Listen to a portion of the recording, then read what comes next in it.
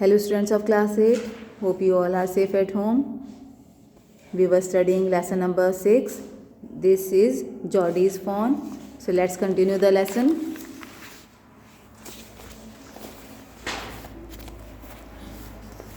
Geordie gave himself over to thoughts of the fawn. They passed the abandoned clearing. तो Jordi ने वो अपने आप को जो है वो हिरन शावक के बारे में वो सोचे जा रहा था, उसके ख्यालों में वो खोया हुआ था। और वो जो है वहाँ पर जो जंगल है वहाँ पे वो बहुत बड़ी जगह थी जहाँ पे साफ था, क्लियर था। वो वहाँ पर पहुँचे। He said cut to the north mill wheel, it was up here that pa got bitten by snake and killed the dog and I saw the fawn. तो फिर वो आगे बोलता है जॉडी कि यहाँ से जो है अब नॉर्थ की साइड ले लो और यहीं पर मुझे लगता है कि पा को स्नेक ने काटा था और हमने उसे डॉग को मारा था और मैंने उसका बच्चा जो था फॉन हिरन शावक को यहीं पर देखा था। Suddenly Jody was unwilling to have Millwheel with him.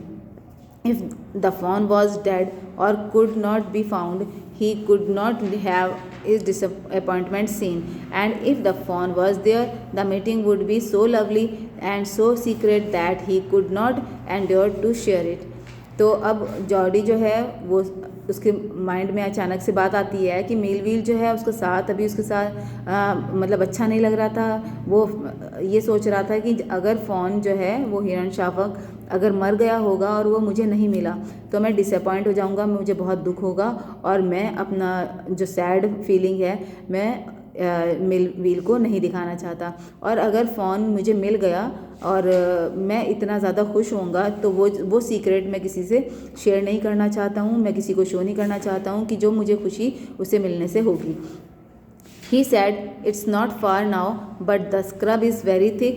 For a horse, I can make it on foot." तो अब फिर वो जॉडी आगे बोलता है कि अब यहाँ से ज़्यादा दूर नहीं है अब, और आगे जो है स्क्रब जो है वो बहुत ज़्यादा थिक हैं, यहाँ पे झाड़ियाँ बहुत ज़्यादा हैं और हॉर्स अब यहाँ पे नहीं चल पाएगा, तो अब मैं यहाँ से पैदल ही चला जाऊँगा।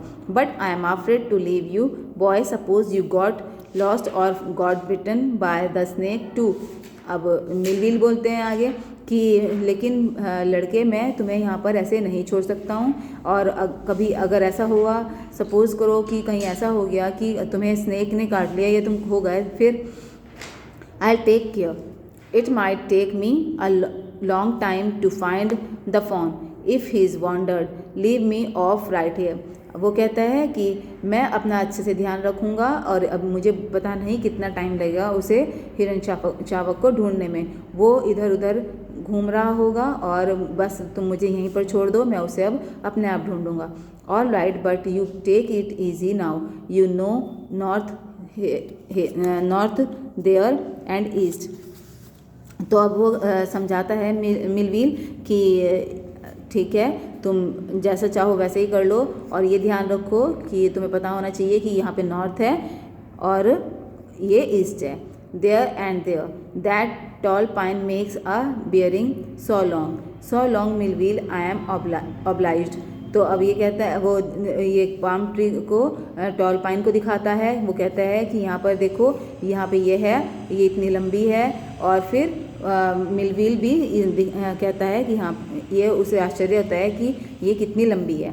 ही waited for the sound of the hooves to end then cut to the right, the shrub will still, only his own crackling of twigs sounded across the silence. He wondered for an instant if he had mistaken his direction.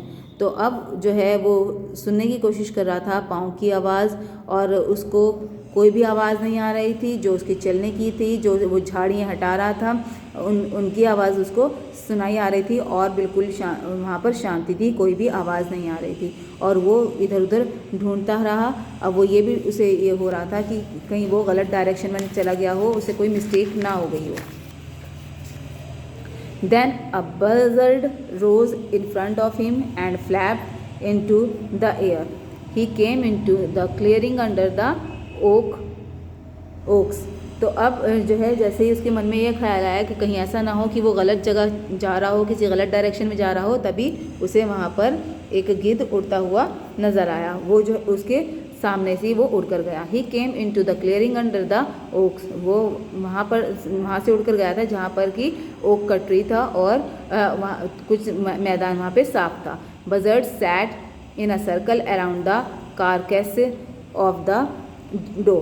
तो अब जो है वहाँ पे बहुत सारे गिद्ध थे जो कि उस जो डॉ उन्होंने मारा था उसके चारों तरफ वो सर्कल बनाकर बैठे हुए थे। They turned their heads on their long scrawny necks and hissed at him. तो उन्होंने सबने जब ये वहाँ जॉर्डी वहाँ पर पहुँचा तो सभी ने उसको अपनी लंबी लंबी गर्दनों से उसकी तरफ देखा और उन्होंने हिज्ड की आवाज़ की। ही थ्रू हिज बॉ at them and they flew into an adjacent tree। तो जैसे ही उसके पास जो डंडी थी उसने उनकी तरफ फेंकी तो वो सभी वहाँ से उड़ गए और पास में एक पेड़ पर जाकर बैठ गए। The sand showed large cat prints but the big cats killed fresh and they had left the door to the carrion birds. तो अब ये जो यहाँ वहाँ पर उसने देखा बिग कैट के निशान थे। बिग कैट क्या होता है? टाइगर के पाँव के निशान थे वहाँ पर, लेकिन टाइगर जो है मरे हुए जानवर को नहीं खाता है, बासी जानवर को नहीं खाता है, तो उसने ये खाना इन गिद्धों के लिए ही छोड़ दिया था। He parted the grass at the place where he had seen the fawn. It did not seem possible that it was only yesterday the fawn was not there. He circled the clearing. There was no sound, no sign. The buzzard clacked their wings, impatient to return to their business. He returned to the spot where the fawn had emerged and dropped on all fours, studying the sand for the small hoof prints. The night rain had washed away all tracks except those of cat and बजर्ड्स। तो अब वो वहाँ पर निशान ढूंढने लगा कि शायद वहाँ पर कोई उसके हिरन शावक के निशान हो, लेकिन वो कुछ भी वहाँ पर दिखना पॉसिबल नहीं हो रहा था। उसे ऐसा नहीं लग रहा था कि ये कल ही की बात है कि उसके साथ ये सब कुछ हुआ था, और वहाँ पर कोई भी निशान नहीं नज़र आ रहा था वहाँ पर।